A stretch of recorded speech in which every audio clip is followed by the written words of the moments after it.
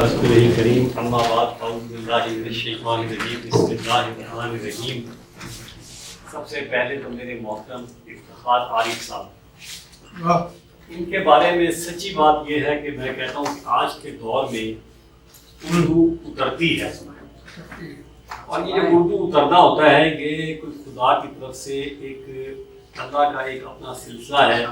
اترنے اور پڑھنے میں بہت فرق ہوتا ہے، اور میں اکثر ان کو جب شمس رضوی زندہ ہوا کرتے تھے تو میں کہتا تھا سر ان کے پاس لے کے جانا، میں ایک دو گھنٹے کی اردو سنتا تھا، کیونکہ اردو اچھی سننا نا وہ آج کل ناپید ہے، بڑا اچھا لگتا تھا۔ پھر ہمارے محترم پروفیسر مقصود جعفری صاحب جو ڈاکٹر بھی ہیں، ماشاءاللہ میرا ان سے تعلق بھی 1980 کا ہے، جب میں نے میڈیکل کالج میں بلایا اور ایک بہت خوبصورت حضرت امام حسین پہ تقریر کی۔ باقی شبیب حیدر سید صاحب ہیں، احسان کیفیہ صاحب ہیں، مظفر مہدی، اس میں کوئی شک نہیں۔ وہ کہتے ہیں جیسے انہوں نے کہا تھا کہ کچھ کام ایسے ہوتے ہیں جو بندہ ساری زندگی جگہ بھی رہے تو شاید آخری وقت میں دروازہ ہی بدل جاتا ہے، اور غضنفر مہدی نے یہ جو کام کیا ہے حضرت امام حسین اور حضور پاک صلی اللہ علیہ وآلہ وسلم کے حوالے سے، کوئی میرا خیال ہے 40 سال کے اوپر کا میت ہے جو میں دیکھ رہا ہوں،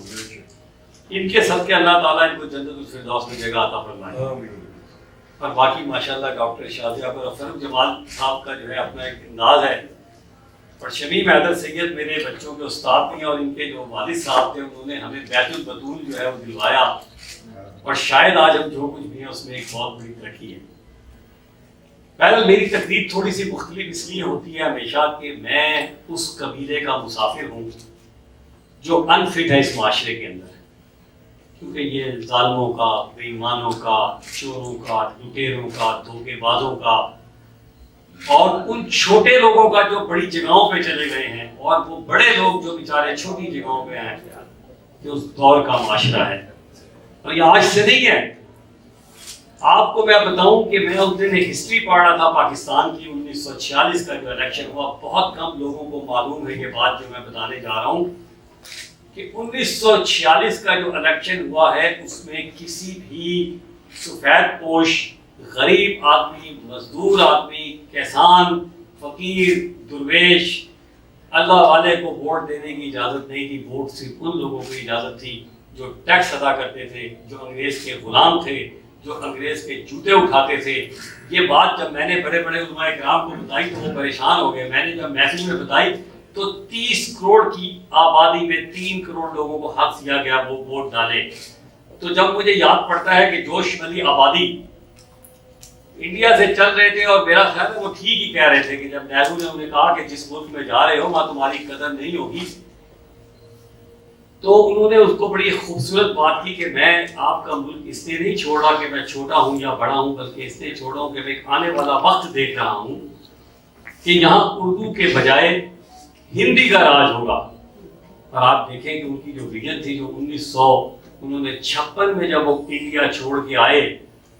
اور بدقسمتی دیکھیں اتنا بڑا آدمی جسے پدم بھوشن ایوارڈ انڈیا میں دیا گیا 1953 میں، اور جنہوں نے ساری زندگی انگریزوں کے خلاف جدوجہد کی، تو میں وہی تو کہتا ہوں کہ منزل انہیں ملی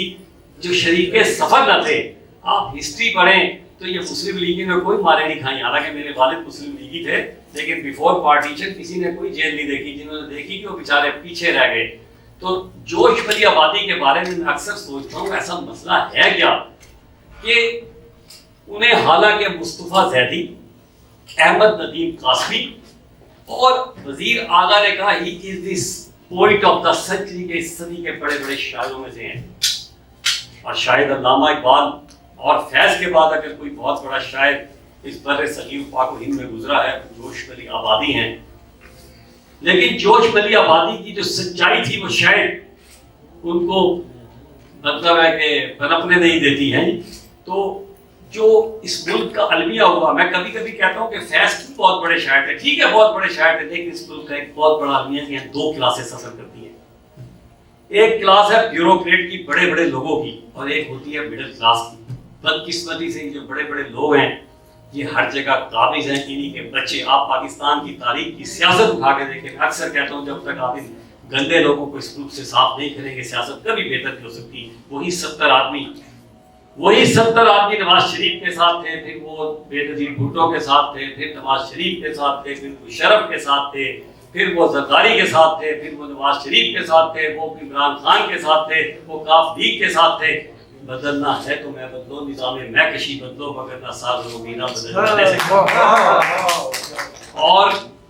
میں چاہوں تو جوش میں بولتا چلا جاؤں کیونکہ میرے پسندیدہ شاعروں میں فیض اور یہ اور عارف صاحب یہ جب ان کا میں کبھی کبھی کہتا ہوں نا میرے خدا مجھے اتنا تو معتبر کر دے, میں جس مکان میں رہتا ہوں اس کو گھر کر دے. کیا بات کی میرا میں تو سمجھتا ہوں ابھی تک ہم پاکستان جو ہے نا, یقین کیجیے ابھی تک پاکستان کو ہم اپنا گھر نہیں بنا سکے کہ میرے خدا مجھے اتنا تو معتبر کر دے کہ میں جس پاکستان میں رہتا ہوں اس کو گھر کر دے. ہمیں تو انہوں نے بے گھر کیا ہوا ہے, ہمیں پپٹ بنایا ہوا ہے, ہمیں غلام بنایا ہوا ہے, لیکن کوئی بات نہیں, ہم نے اس ملک کے لیے بڑی قربانیاں دی ہیں. اور میں افتخار عارف صاحب کی بھی حقیقت اس دور کا بہت بڑے شاعروں میں, بلکہ میں سمجھتا ہوں اس وقت ہی یہ سب سے بڑے شاعر ہیں میری اپنی نظر میں.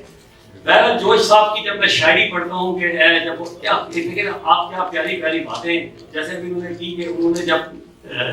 شاعر اہل بیت میں کتنی خوبصورت کی کہ کیا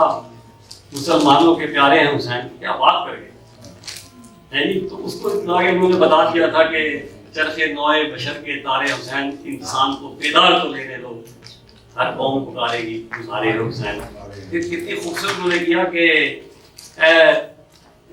رحمت تمام